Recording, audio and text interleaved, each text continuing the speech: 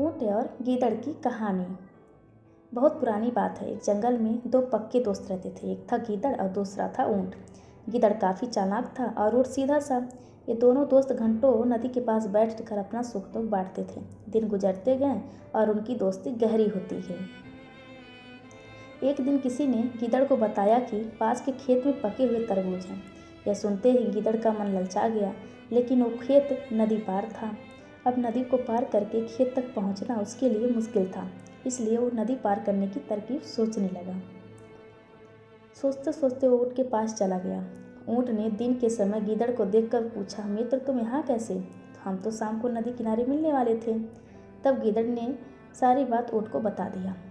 ऊँट ने बोला, तुम चिंता मत करो, मैं तुम्हें अपनी पीठ पर बैठाकर नदी पार करवाऊंगा, फिर साथ में मिलकर तरबूज खाएंगे।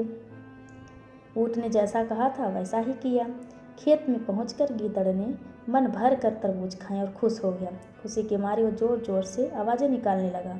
तभी ऊँट ने कहा, तुम शोर मत मचाओ, लेकिन वो माना नहीं। बड़ी ही चालाकी से कहा, देखो मित्र, पास के ही खेत में पके तरबूज हैं।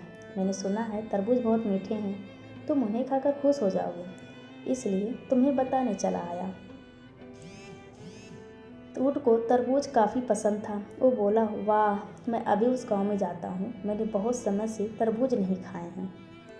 ऊँट जल्दी जल्दी नदी पार करके खेत जाने की तैयारी करने लगा। तभी गीदड़ ने कहा, दोस्त, तरबूज मुझे भी अच्छे लगते हैं, लेकिन मुझे तैरना नहीं आता है। तुम तरबूज खा लोगे तो मुझे लगेगा कि मैंने भी खा लिया। गीदड़ की आवाज़ सुनकर किसान डंडे लेकर खेत के पास आ गए। गीदड़ चालाक था, इसलिए जल्दी से पेड़ों के पीछे छुप गया। ऊँट का शरीर बड़ा था, इसलिए वो छुप नहीं पाया। किसानों ने गुस्से के मारे उसे बहुत मारा। किसी तरह अपनी जान बचाते हुए ऊँट खेत के बाहर निकला। तभी पेड़ के पीछे छुपा गीदड़ बाहर आ गया। गीदड़ को देखकर ऊँट ने गुस्से में पूछा, तुम क्यों इस तरह चिल्ला रहे थे? गीदड़ ने कहा कि मुझे खाने के बाद चिल्लाने की आदत है, तभी मेरा खाना पचता है। इस जवाब को सुनकर ऊँट को और भी गुस्सा आ गया। फिर भी वो चुपचाप नदी की ओर बढ़ने लगा। नदी के पास पहुंचकर उसने अपनी पीठ पर गीदड़ को बैठा लिया। इधर ऊँट को मार पड़ने से मन ही मन गीदड़ खुश हो रहा था।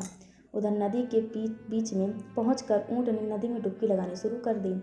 गीदड़ डर गया और बोलने लगा, यह क्या कर रहे हो? गुस्से में ऊँट बोला, मुझे कुछ खाने के बाद उसे हजम करने के लिए नदी में डुबकी मारनी पड़ती है। गीदड़ को समझ आ गया कि ऊँट उसके लिए बदला ले रहा है। बहुत मुश्किल से गीदड़ पानी से अपनी जान बचाकर नदी किनारे पहुंचा। उस दिन के बाद से गीदड़ ने कभी भी ऊँट को परेशान करने की हिम्मत नहीं की।